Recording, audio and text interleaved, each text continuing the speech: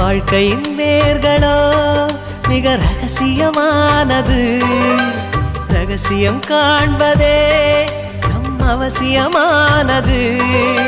தேடல் உள்ள உயிர்களுக்கே தினமும் பசி இருக்கும். தேடல் என்பது உள்ளவரை வாழ்வில் ருசி இருக்கும்.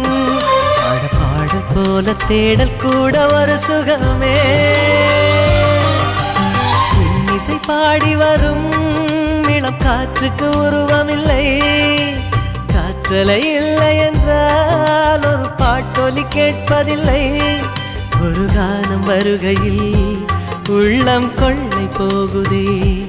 ஆனால் காற்றின் முகவரி கண்கள் அறிவதில்லையே. இந்த வாழ்க்கையே ஒரு தேடல் தான். அதை தேடி தேடி தேடும் மனது தொலைகிறதே.